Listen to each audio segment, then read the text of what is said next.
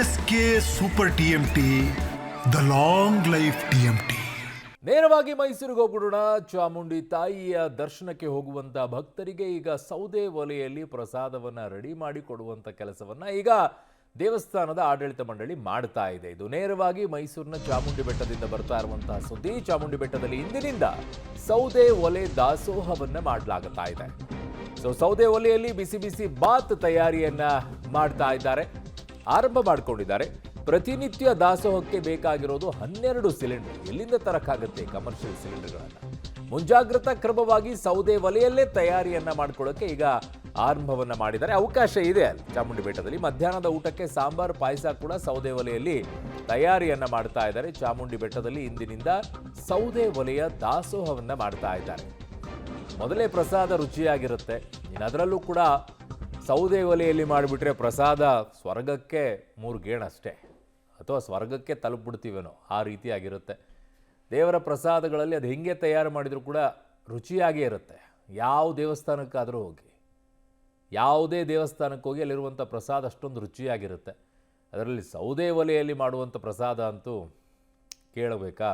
ಬಹುತೇಕ ದೊಡ್ಡ ದೊಡ್ಡ ದೇವಸ್ಥಾನಗಳೇನಿದ್ದಾವೆ ಅವುಗಳಲ್ಲೆಲ್ಲ ಸೌದೆ ಒಲೆಯಲ್ಲೇ ರೆಡಿ ಮಾಡೋದು ದಾಸೋಹಗಳಿಗೆ. ನನ್ನ ಸಹೋದ್ಯೋಗಿ ಅಲ್ಲಿಂದನೇ ಮಾಹಿತಿ ಕೊಟ್ಟಿದ್ದಾರೆ, ನೋಡೋಣ.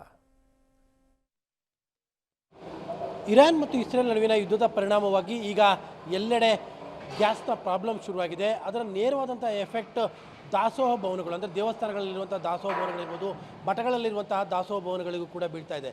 ಈಗ ನಾನಿರುವಂಥದ್ದು ಮೈಸೂರಿನ ಚಾಮುಂಡಿ ಬೆಟ್ಟದಲ್ಲಿರುವಂತಹ ದಾಸೋಹ ಭವನದ ಅಡುಗೆ ಮನೆಯಲ್ಲಿ. ಈಗಾಗಲೇ ಇಲ್ಲಿ ಕೂಡ ಸೌದೆ ಒಲೆಯಲ್ಲಿ ಪ್ರಸಾದವನ್ನು ತಯಾರಿಸುವಂತಹ ಕಾರ್ಯವನ್ನು ಕೂಡ ಶುರು ಮಾಡಲಾಗಿದೆ. ಮೈಸೂರಿನ ಚಾಮುಂಡಿ ಬೆಟ್ಟದ ದಾಸೋಹ ಭವನದಲ್ಲಿ ಪ್ರತಿದಿನ ಬೆಳಗ್ಗೆ, ಮಧ್ಯಾಹ್ನ ಮತ್ತು ರಾತ್ರಿ 3 ಹೊತ್ತು ಕೂಡ ಇಲ್ಲಿಗೆ ಬರುವಂತಹ ಭಕ್ತರಿಗೆ ಉಚಿತವಾಗಿ ಪ್ರಸಾದದ ವಿನಿಯೋಗ ಕೂಡ ನಡೆಯುತ್ತೆ. ಬೆಳಗ್ಗೆ ಹೊತ್ತು ವಿವಿಧ ರೀತಿಯಾದಂತಹ ಬಾತ್ಗಳು, ಉಪ್ಪಿಟ್ಟು, ಈ ರೀತಿಯಾದಂಥ ವ್ಯವಸ್ಥೆ. ಮಧ್ಯಾಹ್ನದ ಹೊತ್ತು ಅನ್ನ ಸಾಂಬಾರು, ಜೊತೆಗೆ ರಾತ್ರಿಯೂ ಕೂಡ ಅನ್ನ ಸಾಂಬಾರು ಮತ್ತು ಪಾಯಸ, ಹೀಗೆ ಟೈಮ್ ಟೇಬಲ್ನ ಪ್ರಕಾರವಾಗಿ ವಿವಿಧ ರೀತಿಯಾದಂಥ ಅಡುಗೆಗಳನ್ನ ತಯಾರು ಮಾಡಿಕೊಳ್ಳಲಾಗುತ್ತೆ.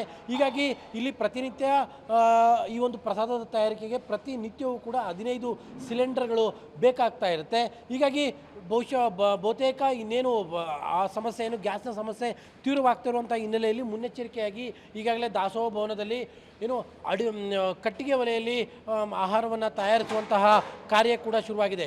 ಇದು ಈಗ ಮಾಡಿಕೊಂಡಿರುವಂಥ ವ್ಯವಸ್ಥೆ. ಯಾಕಂದರೆ ದಾಸೋಹ ಭವನದಲ್ಲಿ ಕಟ್ಟಿಗೆಯಲ್ಲಿ ಅಡುಗೆಯನ್ನು ತಯಾರು ಮಾಡುವಂತಹ ವ್ಯವಸ್ಥೆಗಳು ಇರಲಿಲ್ಲ.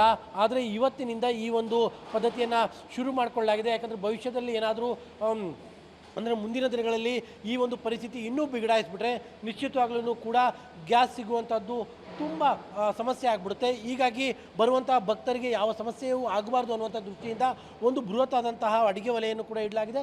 ಮತ್ತೊಂದು ಕಡೆಯಲ್ಲಿ ಗ್ಯಾಸ್ನಲ್ಲೂ ಕೂಡ ಅಡುಗೆಯನ್ನು ತಯಾರು ಮಾಡಲಾಗ್ತಾ ಇದೆ. ಆದರೆ ಇನ್ನೂ ಈ ಒಂದು ಪರಿಸ್ಥಿತಿ 1-2 ದಿನಗಳಲ್ಲಿ ಬಿಗಡಾಯಿಸಿಬಿಟ್ರೆ, ಸಮಸ್ಯೆ ತೀವ್ರವಾಗಿಬಿಟ್ರೆ ಬರುವಂಥ ಭಕ್ತರಿಗೆ ಊಟಕ್ಕೆ, ಪ್ರಸಾದಕ್ಕೆ ಸಮಸ್ಯೆ ಆಗುತ್ತೆ ಅನ್ನುವಂಥ ಹಿನ್ನೆಲೆಯಲ್ಲಿ ಒಂದು ಕಡೆಯಲ್ಲಿ ಗ್ಯಾಸ್ನ ಬಳಕೆ, ಮತ್ತೊಂದು ಕಡೆಯಲ್ಲಿ ಕಟ್ಟಿಗೆ ಒಲೆಯ ಬಳಕೆಯನ್ನು ಕೂಡ ಈಗ ಶುರು ಮಾಡಿರುವಂಥದ್ದು. ಮೈಸೂರಿನ ಚಾಮುಂಡಿ ಬೆಟ್ಟದ ಈ ಒಂದು ದಾಸೋಹ ಭವನಕ್ಕೆ ಪ್ರತಿದಿನವೂ ಕೂಡ 15 ಸಿಲಿಂಡರ್ಗಳು ಬೇಕು. ಎಲ್ಲದೂ ಕೂಡ ಸಿಲಿಂಡರ್, ಅಂದರೆ ಗ್ಯಾಸ್ ಸಿಲಿಂಡರ್ನಲ್ಲೇ ಅಡುಗೆ ವ್ಯವಸ್ಥೆಯನ್ನು, ಪ್ರಸಾದದ ತಯಾರಿಯ ವ್ಯವಸ್ಥೆಯನ್ನು ಕೂಡ ಮಾಡಲಾಗ್ತಾ ಇತ್ತು. ಆದರೆ ದಿನದಿನಕ್ಕೂ ಕೂಡ ಈ ಒಂದು ಗ್ಯಾಸ್ ಸಿಗುವಂಥದ್ದು ಕಡಿಮೆ ಆಗ್ತಾ ಇದೆ. ಈ ಹಿನ್ನೆಲೆಯಲ್ಲಿ ಈಗ ಒಂದು ಮುಂಜಾಗ್ರತಾ ಕ್ರಮ ಅಂತಲೇ ಕೂಡ ಹೇಳ್ಬೋದು. ಯಾಕಂದರೆ ಇದು ಒಳ್ಳೆಯ ಕ್ರಮ. ಭವಿಷ್ಯದಲ್ಲಿ ಏನಾದರೂ, ಅಂದರೆ ಮುಂದಿನ ದಿನಗಳಲ್ಲಿ ಏನಾದರೂ ಈ ಒಂದು ಸಮಸ್ಯೆ ಬಿಗಡಾಯಿಸಿಬಿಟ್ರೆ ಗ್ಯಾಸ್ ಸಿಲಿಂಡರ್ ಸಿಗುವಂಥದ್ದು ತುಂಬ ಕಷ್ಟ ಆಗ್ಬಿಡುತ್ತೆ. ತಾವು ಗಮನಿಸ್ತಾ ಇದ್ದೀರಿ, ಇದು ಮೈಸೂರಿನ ಚಾಮುಂಡಿ ಬೆಟ್ಟದ ಅಡುಗೆ ಕೋಣೆಯಲ್ಲಿ ಇರುವಂತಹ ಗ್ಯಾಸ್ ಸಿಲಿಂಡರ್ಗಳು. ಈಗ ಹೇಗೋ ಮ್ಯಾನೇಜ್ ಮಾಡೋದಕ್ಕೆ ಸಿಗ್ತಾ ಇದೆ. ಆದರೆ ಈ ಪರಿಸ್ಥಿತಿ ಇನ್ನೊಂದು ವಾರ ಅಥವಾ 2 ವಾರಗಳು ಆಗಿಬಿಟ್ರೆ ಆ ಪರಿಸ್ಥಿತಿ ತೀರಾ ಬಿಗಡಾಯಿಸ್ಬಿಡುತ್ತೆ. ಪರಿಸ್ಥಿತಿ ಬಿಗಡಾಯಿಸಿದಂಥ ಸಂದರ್ಭದಲ್ಲಿ ಭಕ್ತರಿಗೆ ತೊಂದರೆ ಆಗಿಬಿಡುತ್ತೆ ಅನ್ನುವಂಥ ಉದ್ದೇಶದಿಂದ ಈ ರೀತಿಯಾಗಿ ಈಗಾಗಲೇ ಮುನ್ನೆಚ್ಚರಿಕೆಯ ರೀತಿಯಲ್ಲಿ ಈಗ ಏನು ವಲಯಗಳನ್ನು ಇಡಲಾಗಿದೆ. ಜೊತೆಗೆ ಈ ರೀತಿಯಾಗಿ ವ್ಯವಸ್ಥೆಗಳನ್ನ, ಪರ್ಯಾಯ ವ್ಯವಸ್ಥೆಗಳು, ಇದು ನಿಜಕ್ಕೂ ಕೂಡ ಒಳ್ಳೆಯ ವ್ಯವಸ್ಥೆಗಳು. ಯಾಕಂದರೆ ಸಮಸ್ಯೆ ತೀರಾ ಗಂಭೀರವಾದ ನಂತರದಲ್ಲಿ ಈ ವ್ಯವಸ್ಥೆಗಳನ್ನ ಮಾಡಿಕೊಳ್ಳುವಂಥ ಬದಲು ಸಮಸ್ಯೆ ಶುರುವಾಗಿರುವಂಥ ಸಂದರ್ಭದಲ್ಲೇ ಈ ರೀತಿಯಾದಂಥ ಒಂದು ಪರ್ಯಾಯ ವ್ಯವಸ್ಥೆಯನ್ನು ಮಾಡಿಕೊಂಡಿರುವಂಥದ್ದು ನಿಜಕ್ಕೂ ಕೂಡ ಭಕ್ತರಿಗೆ ಯಾವ ಸಮಸ್ಯೆಯೂ ಆಗದ ದೃಷ್ಟಿಯಿಂದ ಇದು ಒಳ್ಳೆಯದು ಅಂತ ಅನ್ನಿಸ್ತಾ ಇದೆ. ಕ್ಯಾಮ್ರಾ ಪರ್ಸನ್ ಕಾರ್ತಿಕ್ ಜೊತೆ KP Nagaraj, public TV, Mysuru.